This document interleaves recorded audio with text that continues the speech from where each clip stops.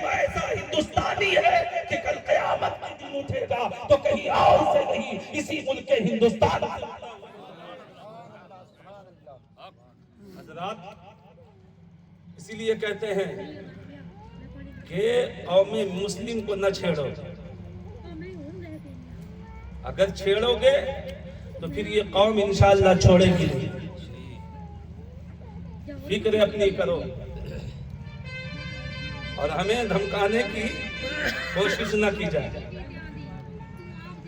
ہم تو وہ ہیرا، ہم کو تعجب ہوتا ہے، دیکھیے غور سے آپ سماعت فرمائیں۔ ابھی اس پرفتن دور میں آپ قوم مسلم کا جائزہ لیجیے۔ اس وقت کیا ہے ہمارے پاس؟ ایجوکیشن ہمارے پاس نہیں، تعلیم سے ہم خالی ہیں، سرمایہ ہمارے پاس نہیں، مال و دولت ہمارے پاس نہیں، زمین و زر ہمارے پاس نہیں، رفعت و بلندی ہمارے پاس نہیں، اخلاق و تہذیب ہماری ختم ہو چکی، ہر چیز سے ہم کورے ہیں۔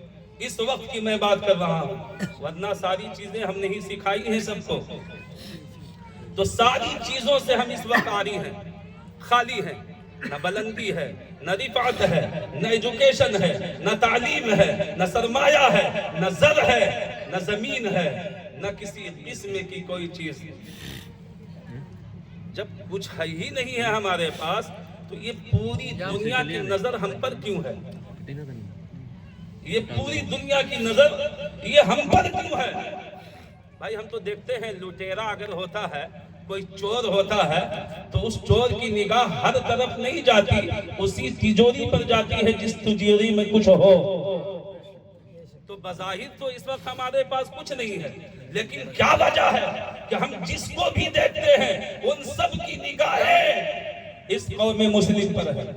میں بڑا کشمکش میں پڑا اور میں نے خود سے سوال کیا کہ ارے جب تیرے پاس تعلیم نہیں ہے، تیرے پاس مال و دولت نہیں ہے، تیرے پاس سرمایہ نہیں ہے، رفعت و بلندی تیرے پاس نہیں، حکمت و سطوت تیرے پاس نہیں، شہنشاہیت تیرے پاس نہیں، لوگوں کی نگاہیں تجھ پر کیوں ہیں؟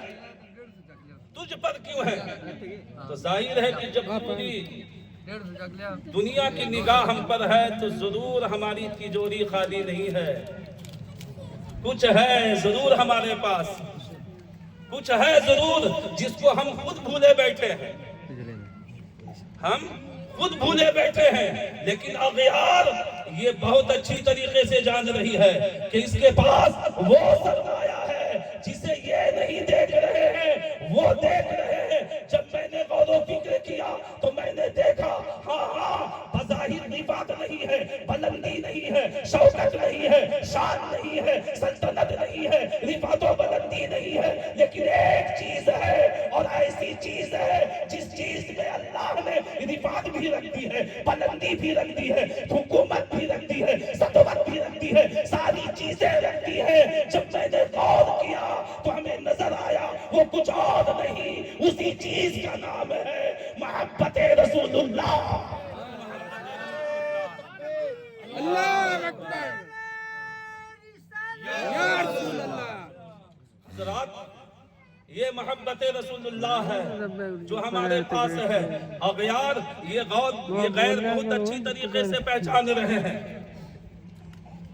آپ دیکھتے نہیں ہیں ہیرا کبھی اپنی قیمت نہیں کھوتا، ہیرا کبھی اپنی قیمت نہیں کھوتا۔ اگر وہ کیچڑ میں ہے نا تو جب تک کیچڑ میں ہے تب تک اسے کوئی نہیں دیکھ رہا ہے، نہیں پہچان رہا، لیکن جس دن وہ کیچڑ سے نکلا، جس دن وہ کیچڑ سے باہر آیا اور کسوٹی پر اگر اپنے آپ کو صاف کیا تو اللہ کی قسم جو قیمت اس کی پہلے تھی وہی قیمت آج بھی ہے۔ مسلمانوں وہ ایمان ہمارے پاس ہے جس پر دنیا کی نگاہیں ٹکی ہوئی ہے۔ اگر ہم اپنے آپ کو گناہوں کے دلدل سے نکال کر اگر کسوٹی پر اگر ہم صاف کر لیں اور اگر اپنے ایمانوں کو اگر ہم نکال لیں تو اللہ کی قسم علامہ اقبال نے یہ صحیح کہا تھا کہ آج بھی ہو اگر ابراہیم سا ایمان پیدا انداز آج کر سکتی ہے انداز گلستہ کر سکتی ہے انداز فراز گلستہ پیدا. یہ ایمان کا سرمایہ ہمارے پاس ہے. یہ اور بات ہے کہ ہم گناہوں میں دھسے ہوئے ہیں. یہ اور بات ہے کہ ہم نے اپنے ایمان کو بالکل ہم نے جو ہے اپنے عمل سے جو ہے اس کو کمزور کیے ہوئے ہیں. جس دن ہم نے اپنے ایمان کو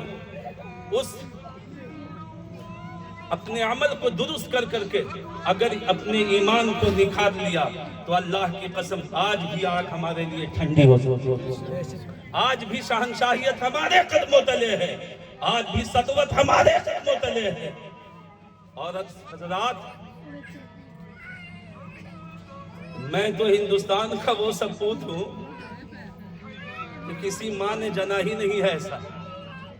اور ہم کو جتنا ناز اور فخر ہے ہندوستانی ہونے پر تمہیں کیا ہوگا. ہمیں ناز اس لیے ہندوستان پر ہے کہ اس ہندوستان کو غریب نواز نے پسند کیا ہے. ہمیں ہندوستان پر ناز اس لیے ہے اور ہمیں ہندوستانی ہونے پر فخر اور ناز اس لیے ہے کہ جب اللہ رب العزت نے حضرت آدم کو جنت سے جب بھیجا تو حضرت آدم نے کسی اور ملک کو نہیں اسی ملک ہندوستان کو پسند کیا ہے. اسی ملک ہندوستان کو پسند کیا ہے حضرات. اور صرف اس بنیاد پر بھی ہمیں ہندوستانی ہونے پر فرق نہیں ہے کہ ہم سب کے ابا حضرت آدم یہاں آئے. حضرت آدم آئے یہ فخر کی بات تو ہے لیکن اس سے زیادہ فخر اس بات پر ہے کہ حضرت آدم تنہا نہیں اپنے پیشانی میں نور محمدی کو لے کر کے آئے ہیں. اس لیے ہمیں ہندوستانی ہونے پر فخر ہے. جی بہت خوب. اور یاد رکھو ہندوستان تو وہ عزیز ہے ہمارے لیے کہ ہم کیا بتائیں. ایک شعر سے میں ہندوستان کی عظمت آپ کے سامنے ظاہر کرنا چاہتا ہوں. شاعر کہتا ہے کہ رسول پاک کے دلکش بیان سے پہلے رسول پاک کے دلکش بیان سے پہلے کوئی کتاب نہ پڑھنا قرآن سے پہلے.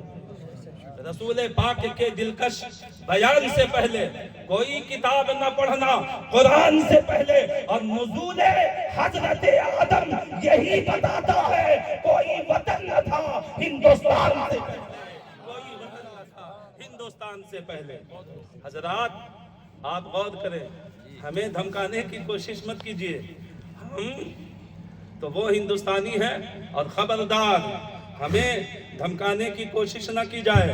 اس لیے کہ اللہ کا فضل ہے کہ ہم کون ہیں. ہم یہ ہیں